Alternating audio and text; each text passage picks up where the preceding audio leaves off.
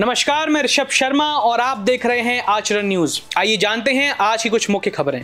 Car accessories कारोबारी के सूने मकान से लाखों की चोरी। गुजरात की कंपनी ने की 21 लाख की धोखाधड़ी। विधानसभा अध्यक्ष नरेंद्र सिंह तोमर की कांग्रेस को सलाह। महिला के हमलावर उसके दोनों भतीजे गिरफ्तार। ग्वालियर में अखिल आरोग्य भारती का अखिल भारतीय सम्मेलन। आइए जानते हैं इन सभी खबरों को विस्तार से। कार एक्सेसरीज कारोबारी के सूने मकान से लाखों की चोरी की घटना के बाद अस्पताल में भर्ती कारोबारी ने दम तोड़ा। शहर में एक कार एक्सेसरीज कारोबारी के सूने घर की कुंडी उखाड़कर चोर 7 लाख रुपए कैश सहित 27 लाख रुपए के सोना चांदी के गहने चोरी कर ले गए। चोरी की सूचना के कुछ घंटे बाद ही कारोबारी की गुरुग्राम में इलाज के दौरान मौत हो गई। कारोबारी लिवर कैंसर के चलते 1 महीने हॉस्पिटल में भर्ती था। उनकी देखभाल के चलते पूरा परिवार दिल्ली में रुका हुआ था। आज सुबह परिजन उसका शव लेकर ग्वालियर पहुंचे। घटना माधोगंज स्थित गांडवे की गोट की है। पुलिस ने चोरी के मामले की जांच शुरू कर दी है। शहर के माधोगंज गांडवे की गोट निवासी 52 वर्षीय मनोज अग्रवाल गुड़गांव के मेदांता अस्पताल में भर्ती थे। पूरा परिवार उनकी देखभाल के लिए गुरुग्राम रवाना हो गया था और ऐसे में उनका घर सूना था। गुरुवार शुक्रवार दरमियानी रात चोर गिरोह ने सूने मकान की कुंडी उखाड़ दी। इसके बाद वो अंदर दाखिल हुए और अलमारी में रखे 7 लाख रुपए नगद, लगभग 20 लाख रुपए के सोना चांदी के गहने चोरी कर ले गए हैं। पड़ोसियों ने घर की कुंडी उखाड़ी होने की सूचना दी। घर में चोरी की घटना का पता चलते ही कारोबारी मनोज अग्रवाल का छोटा बेटा अभिषेक ग्वालियर पहुंचा। वह पिता के इलाज के लिए कुछ कैश का इंतजाम करने ग्वालियर ही आ रहा था। ग्वालियर आते ही शाम को पुलिस को सूचना दी गई। पुलिस शाम को घटनास्थल पर पहुंची और जांच के बाद चोरी का मामला दर्ज किया है। पुलिस ने चोरी की सूचना मिलने के बाद जब घटनास्थल पर लगे सीसीटीवी कैमरे को चेक किए तो उनमें एक स्पॉट पर चोर कैमरे में कैद हो गया है। गुजरात की कंपनी ने 21 लाख की धोखाधड़ी की। कंपनी और 2 अन्य के खिलाफ मुकदमा दर्ज। ग्वालियर क्राइम ब्रांच ने एक हवलदार की शिकायत पर उसके 2 पड़ोसी और गुजरात की रियल एस्टेट कंपनी के खिलाफ धोखाधड़ी का मुकदमा दर्ज किया है।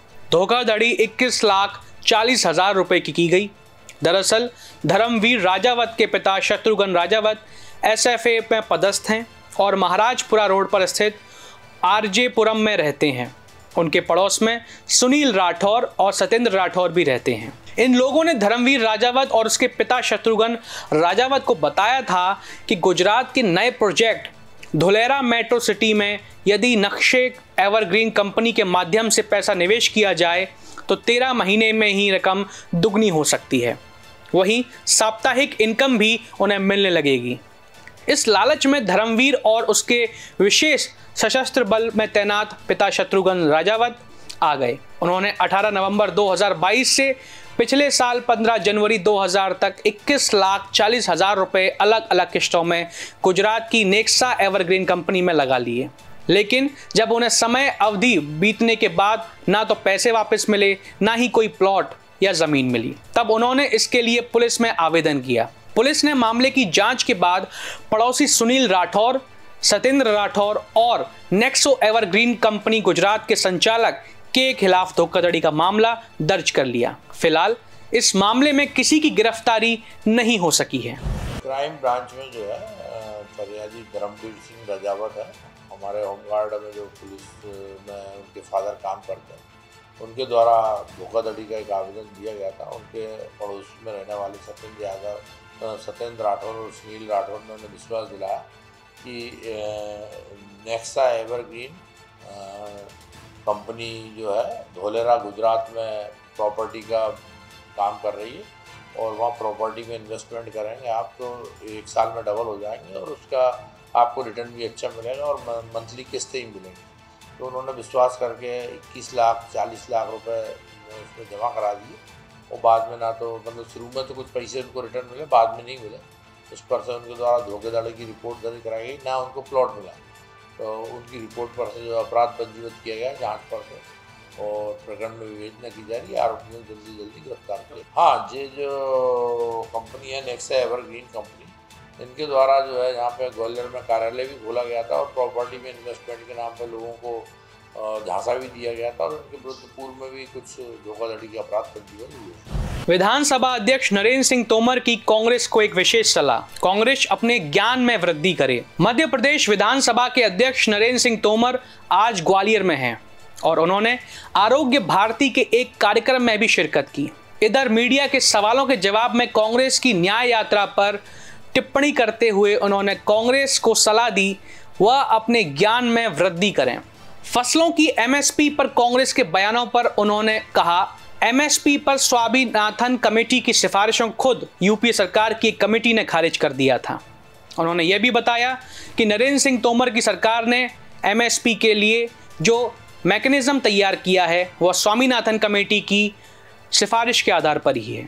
मध्य प्रदेश सरकार द्वारा लगातार कर्ज लिए जाने पर विधानसभा अध्यक्ष ने कहा, दुनिया कर्ज उसी को देती है जिसकी कर्ज लेने की हैसियत हो। मैं समझता हूं कि कांग्रेस को अपने ज्ञान में वृद्धि करना चाहिए। जब यूपीए गवर्नमेंट थी उस समय स्वामीनाथन साहब ने एमएसपी के बारे में रिकमेंडेशन की थी और वो तत्कालीन प्रधानमंत्री मनमोहन सिंह जी को सौंपी गई थी। एमएसपी से संबंधित जो रिकमेंडेशन थी उसको यूपीए की सरकार ने पालन करने के लिए जो कमेटी बनाई थी उस कमेटी ने उसको निरस्त कर दिया था। तो एमएसपी जैसी थी वैसी थी। मुझे प्रसन्नता है कि जब नरेंद्र मोदी जी इस देश के प्रधानमंत्री बने, किसानों को निरंतर लाभ मिले, घाटे की स्थिति से वो उभरें और उनको उचित दाम अपने उत्पादन का मिल सके। इसलिए नरेंद्र मोदी जी की सरकार ने एमएसपी के लिए एक नया मैकेनिज्म स्वामीनाथन साहब की रिकमेंडेशन के अनुसार बनाया और अब एमएसपी प्रति वर्ष लागत मूल्य को जोड़कर उसमें 50% मुनाफा जोड़कर घोषित की जाती है। यह मैं समझता हूँ कि कांग्रेस के लोगों को समझना चाहिए और हर साल एमएसपी में वृद्धि हो रही है। कर्ज भी दुनिया उसी को देती है जिसकी कर्ज लेने की हैसियत होती है। कर्ज लेना बुरी बात नहीं है, लेकिन कर्ज लेकर क्षेत्र का विकास करना, जनता को सुविधा दिलाना, इसके लिए कर्ज आवश्यक होता है तो सरकारें लेती हैं और मैं समझता हूँ मध्य प्रदेश सरकार की वित्तीय स्थिति अच्छी है। महिला के हमलावर उसके दोनों भतीजे गिरफ्तार, जमीन के विवाद से जुड़ा है पूरा मामला। ग्वालियर में जमीन विवाद के चलते मंदिर से लौट रही महिला को उसके अपने भतीजों द्वारा हमला किए जाने के मामले में दोनों आरोपियों को गिरफ्तार कर लिया गया है। सोनू मोनू नाम के महिला के इन भतीजों से पूछताछ की जा रही है। पुलिस के मुताबिक आरोपियों के कब्जे से देसी तमंचा बरामद हुआ है। यह कट्टा आरोपी कहां से लाए थे इसके बारे में पूछताछ की जा रही है। भतीजे सोनू मोनू पर झांसी रोड पुलिस थाने में हत्या की कोशिश का मुकदमा दर्ज है। गौरतलब है कि 2 दिन पहले महिला गिरजा देवी पर उनके भतीजे ने उस समय हमला किया जब वह कोटे के सराय स्थित मंदिर से घर लौट रही थी। आरोप उसके भतीजे सोनू मोनू पर लगाया है। सोनू मोनू के पिता से महिला के पति का जमीन को लेकर विवाद चल रहा था। घायल महिला को निजी अस्पताल में भर्ती कराया गया। घटना के बाद बाइक सवार दोनों आरोपी मौके से भाग निकले। झांसी रोड थाना अंतर्गत कोटे के सराय में रहने वाली गिरजा देवी मंगलवार शाम घर के नजदीक स्थित हनुमान मंदिर पर दीपक रखकर लौट रही थी। जंडेल सिंह गुर्जर के दोनों लड़कों सोनू और मोनू ने उन्हें घेर लिया। गाली गलौज करते हुए गिरजा देवी के साथ मारपीट कर दी। यहां बता दें कि दोनों पक्षों में जमीन विवाद को लेकर पूर्व में भी झगड़े हो चुके हैं। ग्वालियर में अखिल आरोग्य भारती का अखिल भारतीय सम्मेलन। मुख्यमंत्री डॉक्टर मोहन यादव बोले, हम मेडिकल टूरिज्म को दे रहे हैं बढ़ावा। मध्य प्रदेश के ग्वालियर शहर में आज आरएसएस के अनुषांगिक संगठन आरोग्य भारती के अखिल भारतीय प्रतिनिधि मंडल को 2 दिन चलने वाला सम्मेलन आज से शुरू हो गया है। इस सम्मेलन का शुभारंभ प्रदेश के मुख्यमंत्री डॉक्टर मोहन यादव ने किया। इस कार्यक्रम में वह वर्चुअली जुड़े। उन्होंने कहा, हमारी सरकार औषधि खेती को बढ़ावा दे रही है। मेडिकल कॉलेज, आयुर्वेद कॉलेजों की संख्या बढ़ा रही है। साथ ही प्रदेश में इस साल 12 प्राइवेट कॉलेज खोलने जा रहे हैं। इसके साथ ही सबसे अहम, हमारी सरकार मेडिकल का टूरिज्म डेवलप कर रही है। आरोग्य भारती के कार्यक्रम में देश के अलग अलग जिलों से स्वास्थ्य के क्षेत्र में काम करने वाले 800 के प्रतिनिधि हिस्सा ले रहे हैं। कार्यक्रम में आयुष मंत्रालय, भारत सरकार के आयुर्वेद सलाहकार doctor Kaustubh Upadhyay, national research institute for Sowa Rigpa Leh के principal investigator doctor Padma Gurmet समेत विधानसभा अध्यक्ष नरेंद्र सिंह तोमर, राष्ट्रीय स्वयंसेवक संघ के अखिल भारतीय कार्यकारिणी सदस्य सुरेश सोनी भी मौजूद रहे। आरोग्य भारती के राष्ट्रीय अध्यक्ष पंडित राकेश का कहना है, इस कॉन्फ्रेंस में बेहतर स्वास्थ्य के क्षेत्र में जागरूकता के लिए मंथन होता है। इस मंथन से निकले विषयों को सरकार के पास भेजा जाता है। आरोग्य की तरफ से प्रदर्शनी भी लगाई गई हैं। आरोग्य भारती देश के स्वास्थ्य को ठीक करने के लिए काम करती है। हमारा जो मोटो है वो है स्वस्थ व्यक्ति, स्वस्थ परिवार, स्वस्थ समाज और स्वस्थ राष्ट्र। व्यक्ति से शुरू करके उसका परिवार, फिर हमारा समाज, गांव, मोहल्ला और पूरा प्रांत और पूरा देश स्वस्थ हो, और इसके लिए काम करती है।